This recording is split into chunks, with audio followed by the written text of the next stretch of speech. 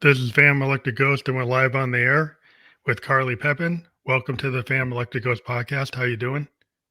I'm good, thank you. Thank you for having me.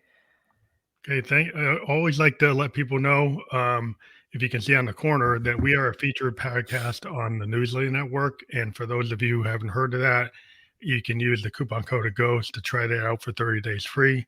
Again, we're a featured podcast on Newsly, so that's an audio only podcast platform, and we'll be on there with this episode later tonight. So you can try it out with coupon code GHOST. I want to let people also know we have your URL of www.carlypepin.com, and then it says /podcast -gift. That will be fully clickable when people check this out on any other platform that podcast can be listened to or heard. So they'll be able to directly click that. And then today, what we're going to talk about is moving from challenge to opportunity. So that's kind of our a brief introduction. But one of the first things we like to ask a guest is like, why do you do what you do? What motivates you? Yeah, this is something that I genuinely am very inspired to do. So it gives me the most energy. I feel the most alive when I'm doing it. I am intrinsically inspired to study it, to research, to practice it. So it is part of my inspired purpose. That's definitely why I do what I do. That's cool. So maybe you can. You're an international speaker, you're a consultant, you're a human behavior specialist, and maybe you can talk about like why you got into that, and then like maybe one of the questions is like can people expect to change their lives by shifting perspectives, and maybe talk about stories in relation to that. But however you want to start, it's your Yeah. you got the floor. Absolutely. Yeah, so I got into this when I kind of, everyone gets stuck in their life, and I had gotten stuck in my life.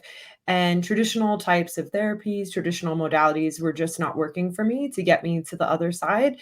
I was having anxiety, I was feeling depressed. I moved out of the country to try to solve my problems, and that did not work. They just followed me. And so then I started to understand human behavior from a different perspective with a different dynamic. And once I started to implement those tools, understand what life purpose is, why we're also attracting the situations that we are attracting, all of a sudden things became much clearer for me. And I became grateful for the circumstances that I had instead of feeling frustrated and resentful and fed up with them. And when I realized that this was something that I loved that much, I just decided to teach it. So I started studying with my mentors to a greater degree, and I started helping others implement it as well. Yeah, so that's been why and how I got basically on that journey and been doing it ever since. And when we think about perceptions and how perceptions and our perceptual shifts actually shift and transform in real life, right? What we don't realize is oftentimes we'll try to control many, many things in our lives, right? We'll try to control outside circumstances. We try to control other people. We try to control many, many things. But one thing we can control is our perceptions, our decisions, and our actions. That's actually all we're genuinely in control of. And so when you're able to shift your perceptions, you actually shift how you make decisions and take actions. So, the greatest way for me to assist someone in transforming their lives is actually to simply give them a perceptual shift. So, for example, if you're very frustrated with certain individuals, you'll be avoiding them, you'll be running from them, they'll be the enemy. And then any person that you perceive reminds you of that person in any way, shape, or form. And it could be as simple as the color of their skin, what kind of t-shirt they're wearing, if they're wearing a baseball cap, like anything that is a reminder of that initial challenger, that initial resentment will bring up that anxiety, present day, future. And what'll happen is you'll avoid them, you'll run from them. So your perceptions are in control of your decisions and actions. When I shift someone's perception so that they can see the challenge that they went through is on the way instead of in the way, that there's something there to be grateful for. And basically, what we're doing is, there's individuals that we talk to, and 50 years down the road, they look back and say, man, if I didn't have that experience, I wouldn't be where I was today. But how about we don't wait 50 years? right? Let's Yeah. not wait that 50 years. And we just do it now and in this now moment, as opposed to waiting 50 years and avoiding that through that perception. We ask the quality questions to get that perceptual shift. And then guess what? Every time you run into that person or a reminder of them, you don't tell me that you have to avoid them, that they're like negative energy, that they're sucking you. You actually don't even notice anymore. And then so all of a sudden your actions and your decisions become different as well. So perceptions are truly one of the most powerful things that you can change. And what's cool about it is when people are trying to create a life that they would love, a life designed for them uniquely, as soon as we shift those perceptions, it actually opens up the entire world that's already available to you. There's no magic to manifesting. It's actually not really manifesting. Everything's already there. You just shifted your perceptions to be able to see what's already been accessible and available to you. It's quite cool.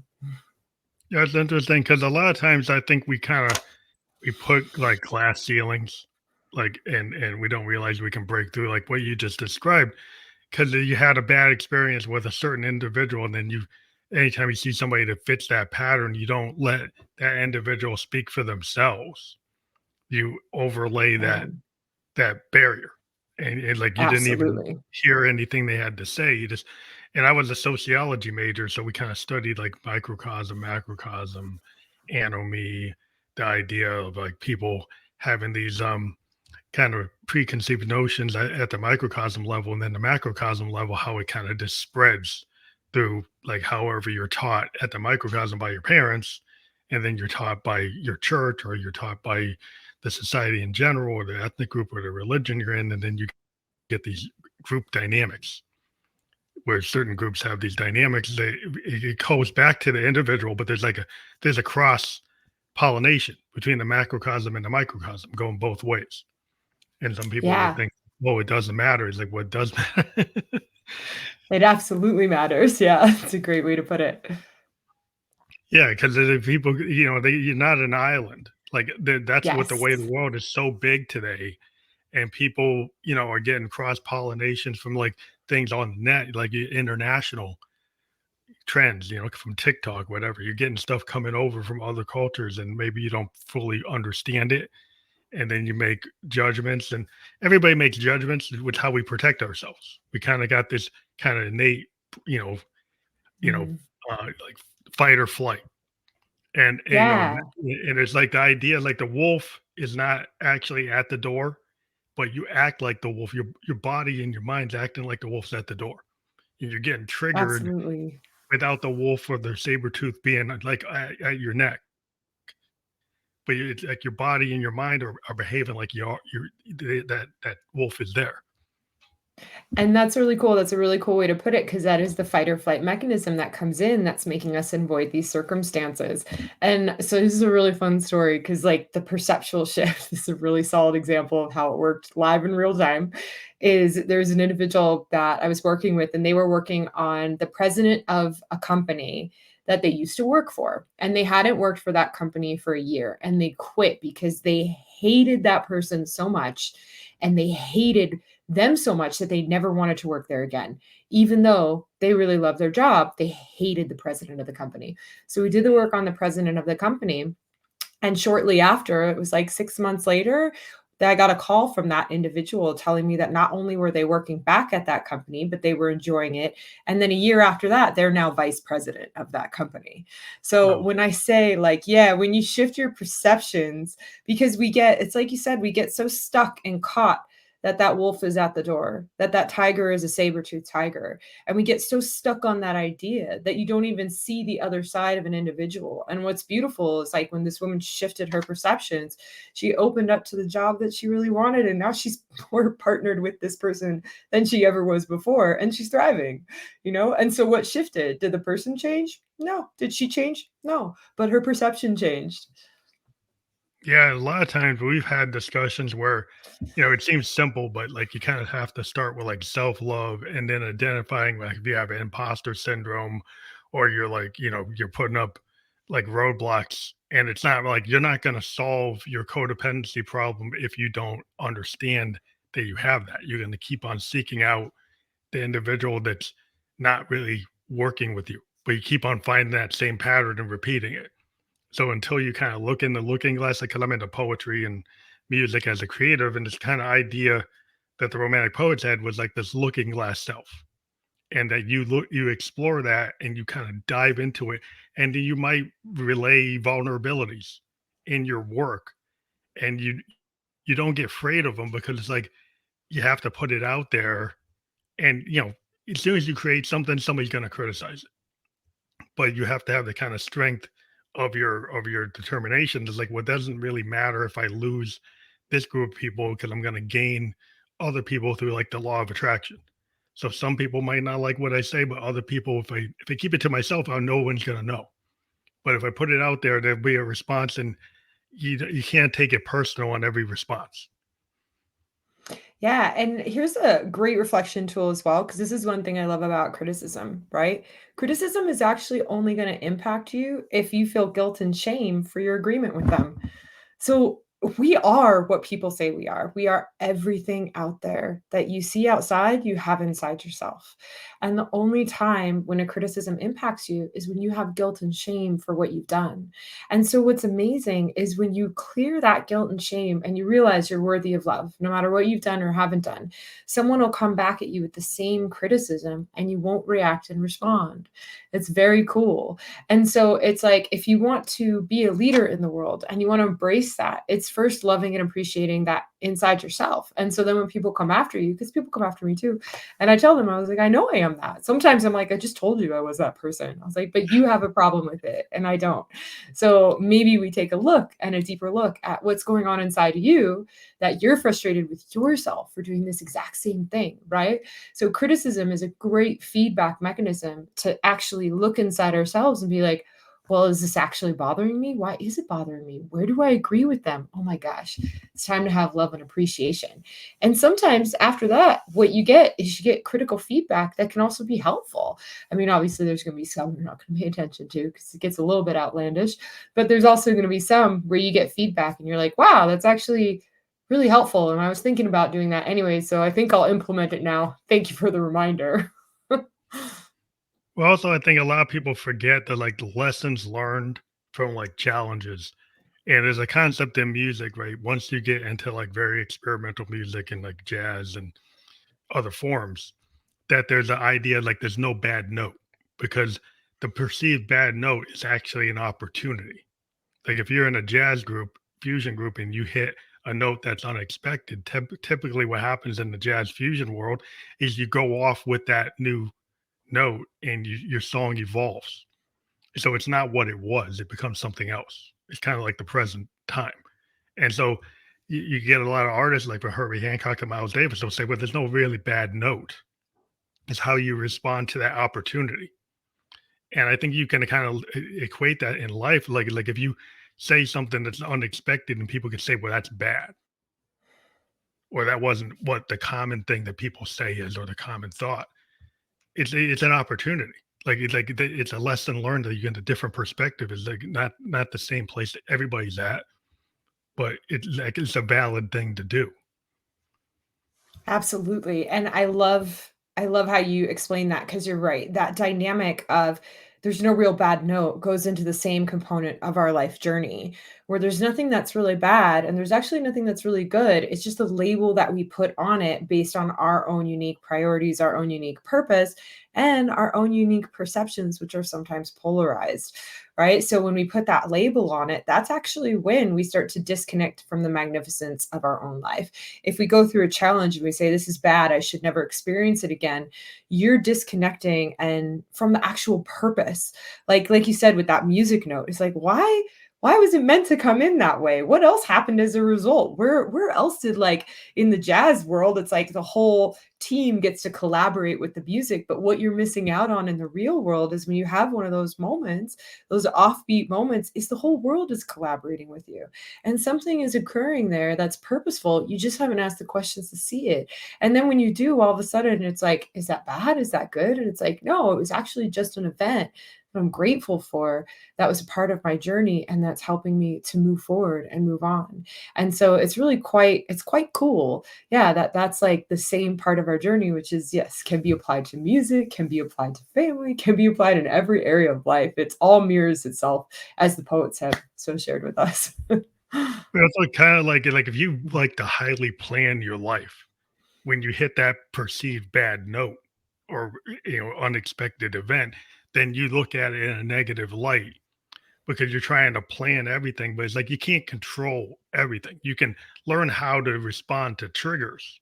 You can learn how to have better responses, like not fly off the handle if something doesn't go the way you planned it.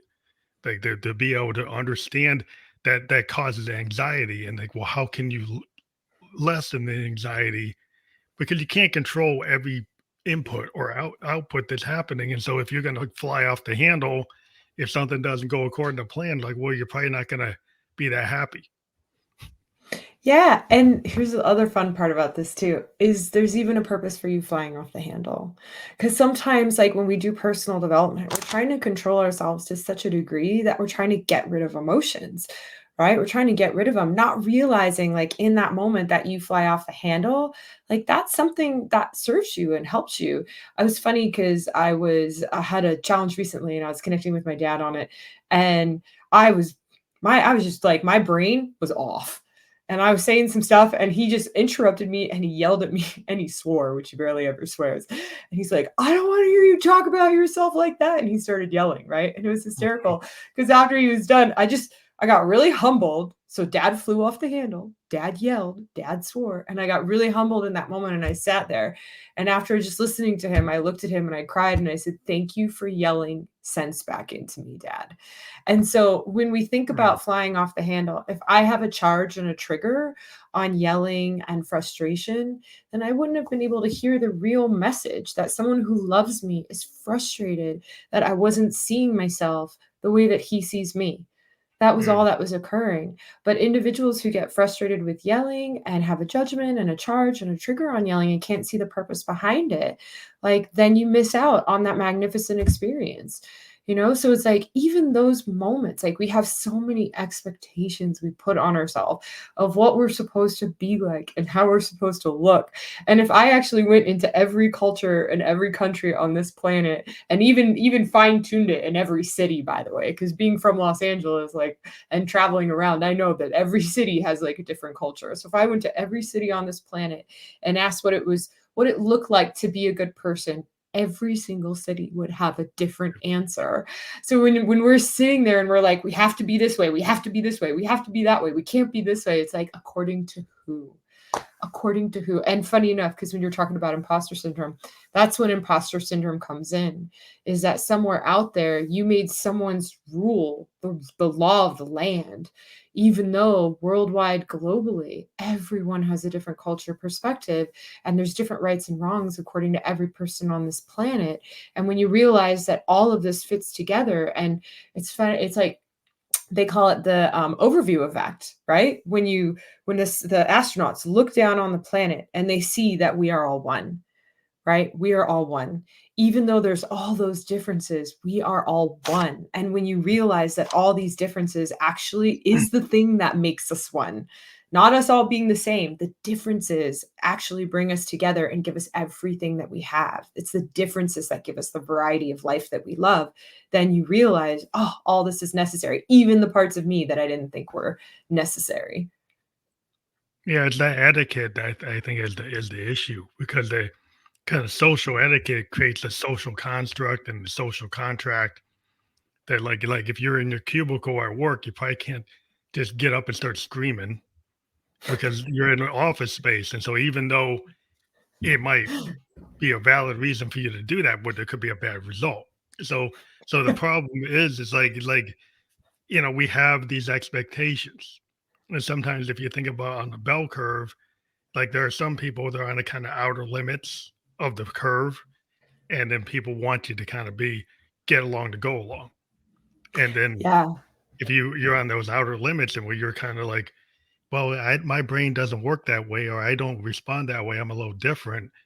There's this tendency where everybody should be fit in the box.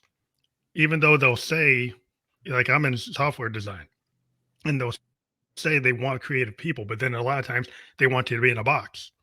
So which one is it? And if you're creative, you don't always agree with the boss. You don't always agree with what was done before. You try to do something on the bleeding edge, but then people say, "Well, why are you doing that?" Well, you said you wanted this, but I guess you really don't. you know, kind of live in a And conundrum. yeah, it's really funny because when you bring up, like, the yelling in the office and stuff, I had very in-depth experiences in the fashion industry and, like, celebrity and photography and stuff, and so when people say, like, "Nobody just yells in the office," I'm like, "What are you talking about? People yell in the office all the time." Yeah.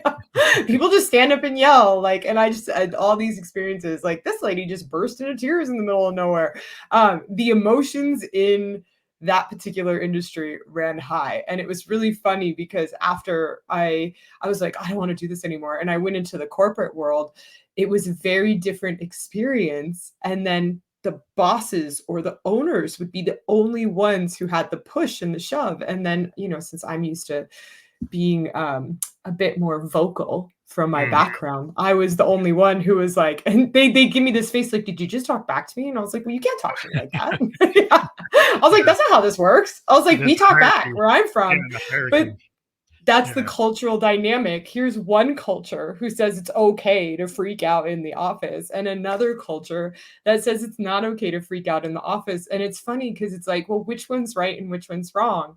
To the degree that it was nice not to have like the culture of people freaking out in the corporate office, I will tell you, we got so much done so much faster in the other environment. And I was like, as chaotic as it was, I actually preferred it at the end of the day. yeah. And I became grateful for it because I was like, gosh, I got so much done. Gosh, I got so much done and things Where's just the moved passion, and right? yeah. Where's the passion when you're in a more creative environment? Like Mhm. if you're in a music environment, people are passionate. Like if you're writing a Mhm. song with a band, it's not gonna be like all sweet and light. You're No. gonna get heated exchanges between people. So, well, this is my riff, this is my thing, or they shouldn't go that way. Producer says, do it over again. It's like, no, I'm not doing it. Like it's the creative process is passionate. So, like, no matter what you're doing, if you're in the arts, it tends to drive a different type of focus, right? And so, and Mhm. there are people who are alphas and they might be in charge, people who try to control things and other people push back. But I just overall, I found that the creative space offers a little more freedom of expression, Yeah. but there are limitations. It's different. It's definitely different. It's interesting, because the whole idea of opportunities out of challenges overall, when you're thinking Yeah. about like a life purpose, and maybe you can define your vision of a life purpose, because people have different Yeah. like ideas of what that means, and sometimes it's good to kind of get your idea, your concept of the term. Yeah, absolutely. Because life purpose, people really get lost, confused, disconnected from their life purpose because they make up all these things that it's something nebulous. It's something you're seeking. It's something you have to find, right? You don't have to find it. Remember, we're alive as purposeful beings. So why would you have to go find your purpose? Why would you have to find it? It's within Yeah, you every day, and your life demonstrates it, right? And I really want people to understand that because I hear people so many times being like, "I don't have a purpose. I don't have this. I can't find it," right? It's because you actually haven't looked at what your life is demonstrating is important to you. And you might be judging it thinking that it should be something different, right? So someone who has a really like a life purpose around family, they're going to spend and invest the majority of their time building their family, raising the kids. They're the one who wants to go to the PTA meetings. They're the ones who wants to volunteer at school. They're the ones who wants to do the homeschooling. They're the ones who's going to think about what you're eating for dinner because that's the person that's like, "Ooh, I want your body healthy because we're raising kids. We're doing this." That is their life purpose, and that's okay. The person who has a life purpose around business, you're going to see them waking up every day and they're not going to want to go to the PTA meeting. They want to mhm, go to work. They want to go to work. They want to go engage in their business. They would rather, instead of staying home and being at a Girl Scout troop meeting, they would rather go network with their colleagues. They would rather network with other peers and individuals that can help them build their business and help that grow. Neither is right or wrong, but your life is going to demonstrate what's most important to you because it's going to be what you prioritize. It's going to be the thing that you don't procrastinate on, what you wake up every day and do. My husband has a really he loves learning. No ifs, ands, and buts. I can guarantee if my husband, no matter what he's doing and no matter how he's feeling, he's going to learn something new every day. He loves it. And the more stressed out he is, the more that I know he's going to go learn because that makes him feel inspired and alive. Mhm. So even when you're stressed, you're going to go seek that thing that lights you up. And if you pay attention to what you're investing the most time, energy, money into, you're going to see that your life purpose has been in front of you all day, every day. And when I say create a life by design, just figure out a way to incorporate more than that. Instead of just planning your day around grocery shopping, going to work, coming home from work, it's like, well, how can you plan your day around the things that inspire you the most? And guess what? If grocery shopping gets in the way, order from Instacart. Never go grocery shopping again if you're not inspired by it. If you're a chef and you're inspired, get to the grocery store as often as you can. Do Yeah. what you love. Yeah, don't waste your time filling your day with things that are not purposeful to you because I guarantee you that time in between will light you up enough that and because sometimes people are like, "Oh, I can't afford to delegate. I can't afford to delegate." You can't afford not to delegate because if you're not focused on the things that light you up, guess what? You're not going to focus on wanting to create the income for a life that's uninspiring. But the more that you give yourself permission every day to focus on the things you love, you'll do whatever it takes to maintain that. I guarantee it. And you'll make whatever it takes to make sure that you don't have to do the stuff that you don't want to do. That makes you feel down, depressed, low, all that crap that you don't want to do. Get it off your plate. It's interesting because part of I think the issue that sometimes people have is like they have their perceived life purpose, and then they might have shame and guilt about the comparison trap because they see this other person, right? And the other person is family oriented, and they're really not. Like you said, they're business oriented, but then they feel like, well, maybe I should be more family oriented. Then they feel shame about what their real life purpose is. But it's like they aren't coming to terms like in the looking glass, though, you're a business focused person. So Yeah. that's like where you are. And maybe you have some regrets about maybe you should do this, maybe you should that. But are you really comparing somebody else that isn't like you? Like they're not, they're Yeah. family oriented. So if you're trying to compare yourself and say, well, I should really be that, is that like the trap No. that people get into because Yeah. they're looking at the other person? That's the imposter syndrome right there. You explained it in another way. It's like the shoulds that come in. I should be this person. I should be the family person, even though I love working on business. And you're only going to do that if you feel guilt and shame for a perceived impact that you made. Now, anyone who's listening to this might be like, but Carly, it's bad to not spend that much time with your kids. Well, here you go. I am a child who didn't get as much time with their father because he was in the film industry. And I didn't look back and think, my dad abandoned me. My dad cared about business more. I actually just remember him loving his job. And I remember him I remember him trying to make time by maybe saying good morning to me before I go to school and before he snuck off for a 17 to 18-hour workday. And that's what I got sometimes for 3 months at a time. So for people, it's your perception of how you perceive it impacted you. If you perceive that that means you're not loved as a kid, you're going to grow up with that story. But I Mhm. have certainty that I'm loved, even though that my dad also loved his business. It's not either or, right? It's Mhm. not either or. Both exist in the same sphere. And if you have the perception that it's bad and wrong, you're either going to be the kid who thinks they're unloved, or you'll be the parent who's beating themselves up for actually going off and pursuing something inspiring to them. So it's like clear those perceptions and then open up to the gift of your life. See how that particular circumstance for you, for your kids, for your family is a gift to them. And then you'll get to see how it actually serves a purpose. My mom was the mom. She loved being a parent. With my Mhm. dad not around as much, guess what she got to be? She got to be CEO of the house, man. Yeah, like, she's CEO of the house and the family. I mean, yeah, Yeah. he's CEO of the business, she's CEO of the family. Who says that wrong? Whoever says that's wrong has not seen the magnificence of what is occurring. It was beautiful to grow up in, like, yeah, an inspiring environment where people are just doing what they love. It's only our judgments that take us away from that and make us sad, depressed, resentful for our experiences. And so overcoming our challenges is shifting our perceptions so you can tap into what's truly magnificent in your own life. Yeah, I think that has to do with, you have to kind of feel your authentic self.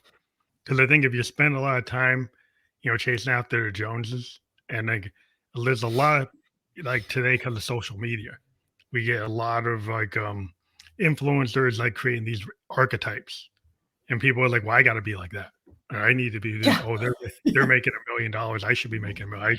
They're getting a million views. I should be getting a million views. They're getting 1,000 likes. So the value of what you do is being so measured by these metrics.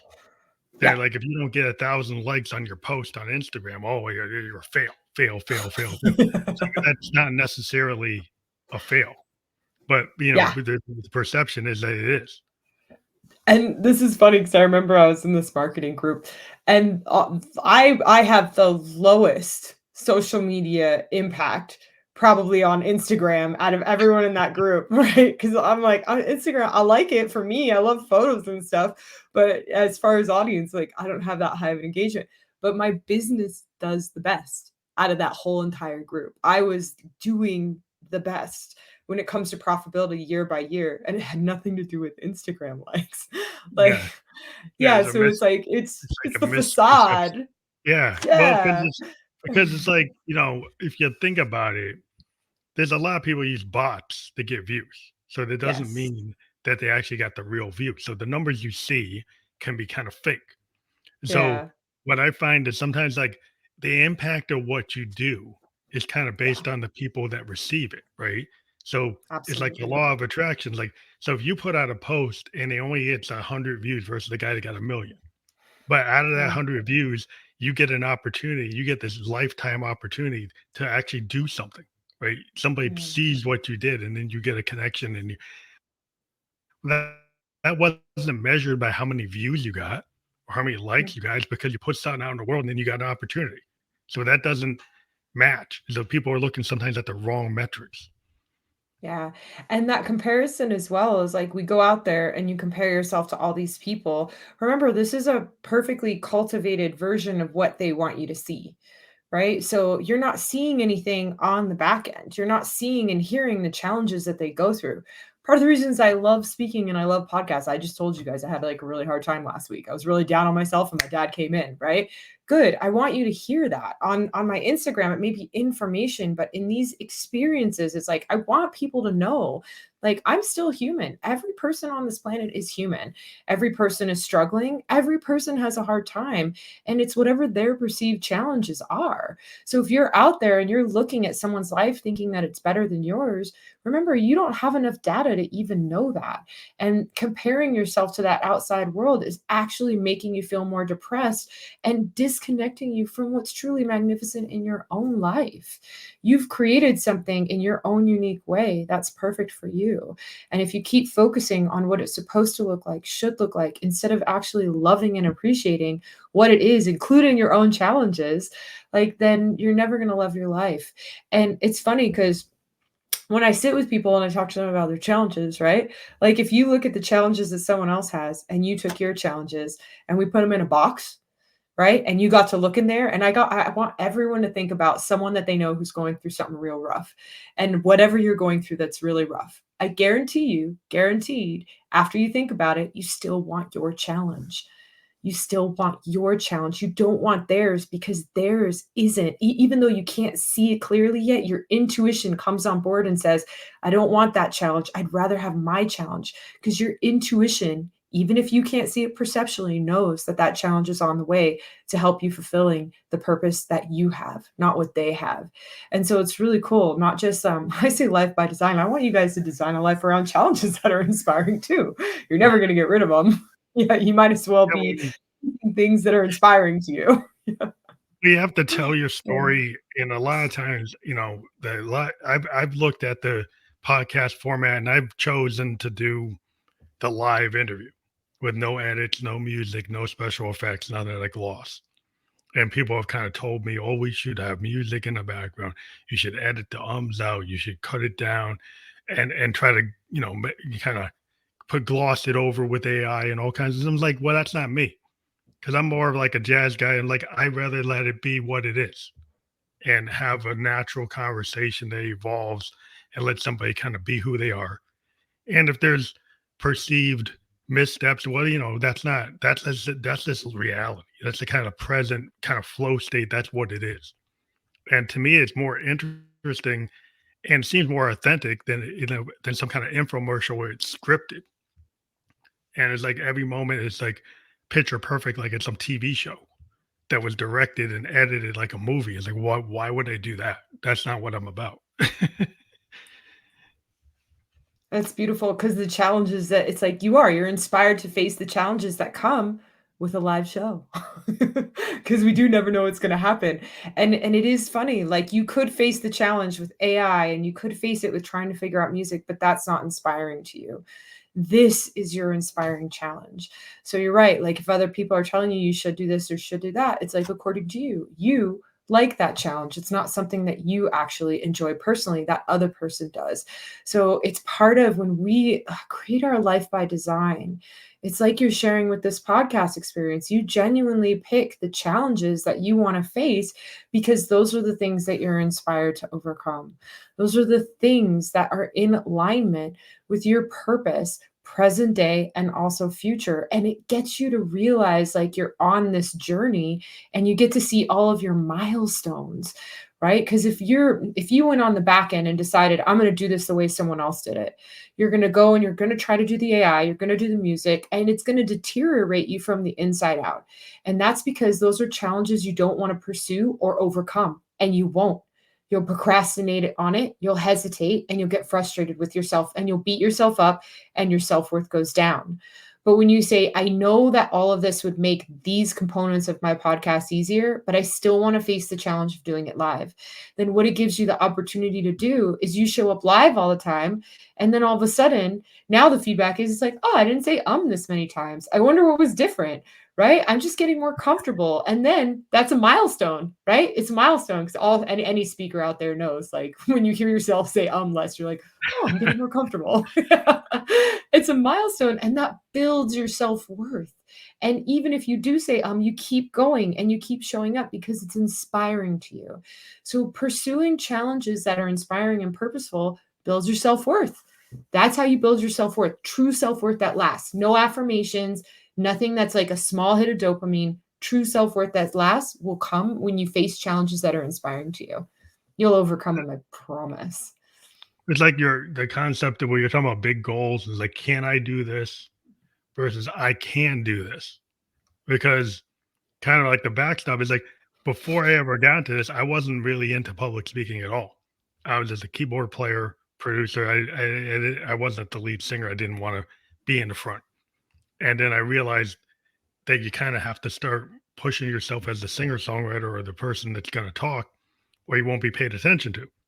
So I was like, well, then I'm going to have to do it. So then the question was, well, can I do it? And then once I realized, well, you know what? I'm just going to show up.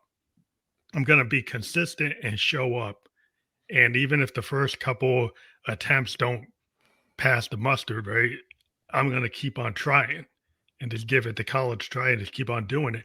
And it's kind of like muscle memory. Like once you do something that's hard or wasn't natural for yourself, then the more you do it, the better you get at it. Like the 3-point shot, you keep on doing it 1,000 times, it Yes. becomes muscle memory, and then it's not hard. This is really cool because this is your life purpose. Again, we're going to go back into it's right in front of your face. You're already doing the 3-point shot. You've already tried to do something, one or many things, thousands of times. On the back end, as any of you guys are sitting, listening at home, listening in the car, wherever you're listening, I know that you've spent thousands, tens of thousands of hours invested in things that are important to you. And you have gained a level of mastery in your life purpose. When you're discounting what that looks like, then you're discounting that that's actually valuable. And it's funny because like if you even think about what if it's cleaning? What if our mastered cleaning, Carly? That seems worthless. I don't know. How about all those organization companies that go to like celebrities' homes all the time because they don't want to organize their closets and they get paid how much money to go Mhm. organize? If you're a master at organizing and you're investing all your time in organizing, there's a huge industry doing that. Someone just said one day, this is valuable. I think I'll charge for it. And so Yeah. there's something that you're doing for hours and hours every day and you're doing it all the time that you're gaining mastery in and other people out there because I don't want to do that, by the way. That's not my life purpose. I'd rather pay someone else to do it. Figure out what you love to do and see where other people need that because they don't love to do it and charge us for your products and services and help us to do what we love and get it off our plate. Like that is inspired life, that is inspired business, and everyone has the capacity to do that. Everybody can self-actualize on what they're kind of good at. And then some people don't be like, well, they like, again, it's like if you're keeping up with the Joneses, then you minimize your talent. Like you said, somebody that becomes an organizer and I can actually organize. And I've actually had people on the podcast and I was like, well, that's interesting. Like actually have taken the ability to be a really good organizer and turned it into a service. And Yes. I've run into a bunch of them, maybe 4 or 5 I've interviewed. And I'm like, I never really thought of it that like somebody could actually monetize that. And the interesting conversation was like, wow, they did. They actually turned that into a career.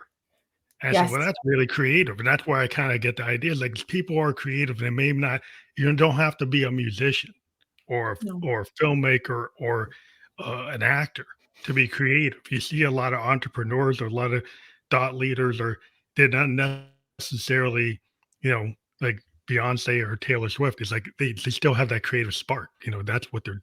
That's it's all human Yes. beings have that. It's innate. Yeah, it's beautiful because we do. We all have that creativity when it comes to something that's purposeful to us, right? So if you pay attention to where you're creative, where do you come up with solutions naturally? Where are you pushing forward on things? What inspires you the most? What energizes you? Where are you investing most of your money in? Right? I love personal development. People giggle when they hear how much I spend on personal development, but then it also makes sense for me to turn it into a business, you know? So it's like, where do you invest the most amount of time, money, and energy? And how can you create something like businesses doing what you love? And I love to ask that question on a regular basis. On a regular basis, is how can I create an income doing what I love? And when you ask that, you'll see things in a different light, right? I remember when I started asking that question, even looking at buying homes now is very different.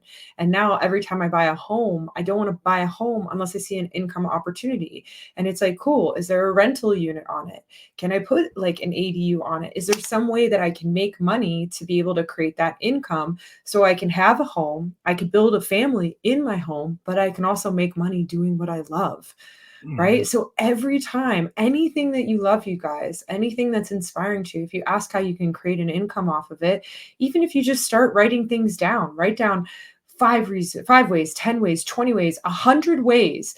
Because if you challenge yourself to ask yourself, how can I do this and make money off of this? And you put 100 answers, I guarantee you your executive center and your creativity is going to come on board and there's going to be ways in there that you're like, wow, this is actually possible. If you push yourself to get those answers, you'll come up with some really inspiring stuff that you can do today. That's really, I think, a good piece of advice because I think a lot of people don't take the time to kind of like look at the kind of like I don't know. You have this idea of a context diagram in our the way we look at things in software design, and we'll look at the overall like use case and the actors and stuff. And there's this kind of diagram, but like, well, where are the inputs, where are the outputs, where are the opportunities, where are the processes, and we have this big diagram of the whole system, and we look at the whole piece, and sometimes we get people who are just looking at one piece, but we have to kind of look at the whole thing to see like the full picture. And I think a lot of times you don't kind of like you said, the astronauts looking at the world. It's like, hey, we're Mhm. all one because you got that big view. And sometimes we're so in the narrow lane we don't kind of zoom out. Yeah. And even when we zoom out, it's helpful. I would say the easiest way that I found to zoom out is to be of service. It just is what it is. No matter what I'm going through, if I can get on a podcast, if I can get on a phone call with my clients, if I teach a workshop, like it just gets me out of my own head. So it's like just being of service in a way that you love. And if you have a business and you get to show up to work and you get to go to work and you get to contribute, if you remember that level of feeling like you did contribute to the world, like it changes you from that narrow perspective to the broader perspective, and then take that and move forward with it. Because I know we all get stuck. I know we all get stuck. We all get stuck in our own challenges, but it's like, man, if you're focused on what's inspiring to you, it really gets you to disconnect from that narrow viewpoint. It gets you to disconnect from the stories you've been telling yourself, because those stories, at a certain point, when you have that inspiration and you see it, because remember, it's always there, your life purpose is always there, but when you connect with it and you see it, you realize it's not worth giving up. No story, no narrow mindset, no anything, no challenge is not worth giving that up. And you just do what it takes to get to the other side. I love personal development. I love shifting perceptions. And one of my biggest focus is to do that, to ensure that people connect with their purpose. Because in between my calls, I want you to be thriving. I want you to be moving forward and making sure that you're getting things done and making things happen. And the highest probability that I have of you doing that, even if it's stressful, is if you are connected with your purpose, you're seeing it, understanding it, and investing in it. I think that's the kind of common drive that I think people need to experience. But one of the things I like to ask is a kind of different thread here is like what are three things about yourself that folks should know that maybe they wouldn't expect? Mhm. Yeah, things they wouldn't expect. I was a surf photographer for a little while, and I don't even know how to surf very well. Um, and somehow decided that it would be a good idea to be a surf photographer, and that was really fun. It was really fun. I love yoga on the back end. I'm a little bit yoga obsessed. I kind of have trained like a teacher, but I'm not teaching. And what else is some others? Oh God, I'm a fashion nut. I'm a fashion nut. When we talk about mastery, I am 100% trying to figure out how to create income off of fashion. And I think I have some ideas, but I have been studying fashion since I was about 13 years old. So I'm a fashion nut. So yeah, those are three things that I don't often share with people. But once you spend a little bit of time with me, you're like, oh, that makes sense. And then I guess a follow up on that is the kind of key lessons learned that your audience can take away from your work, like the work you do. Yeah. Is there some key lessons learned that are valuable that you think you Yes. could like relate to the audience? Yeah, your life purpose is not something grand and untouchable. It's evident in your life every day, and that is magnificent, right? And so just connecting with what you're doing daily, what already inspires you, and moving forward with that is not only more than enough, but it's part of the grand organized design of this beautiful planet. You're uniquely you, and that particular component is necessary. And that no matter what you're going through, if you can ask yourself those questions to see how it serves you, then you'll see that every challenge that you encounter, no matter how big or small, is actually on the way to assisting you. And when you see that, the challenges that you're going through don't have to overtake you to the same degree. And when you know that, even if you have a big one that you haven't gotten through yet, you have that in the back of your head and you think to yourself, I haven't seen it yet, but I know that there's purpose and I'm going to get there. And when I see it, I'll be grateful.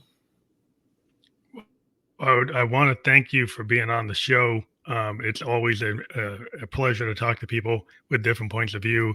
And we like having this forum where we can have it in a live broadcast. And again, it's really great to have you on the Family Electricals podcast. And I want to let people know that your link there, the carlypepin.com and /podcast -gift, that will be fully clickable. And maybe you can tell people, like, if they click on that, what happens when they go to Yeah, that. so you're going to get some more information on what we spoke about today in like greater detail so that I can assist you to understanding these principles in a large in more of a large format and how to apply them to a greater degree to your own life. Because I know we can listen to podcasts and we get insights and you're going to get ahas and there'll be certain takeaways. But I also know that for some of you who want to dive deeper, that's the opportunity as well.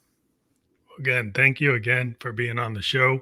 We always love having new people. It's a new ideas. It's a learning experience for us. It's like a master class every time we talk to somebody.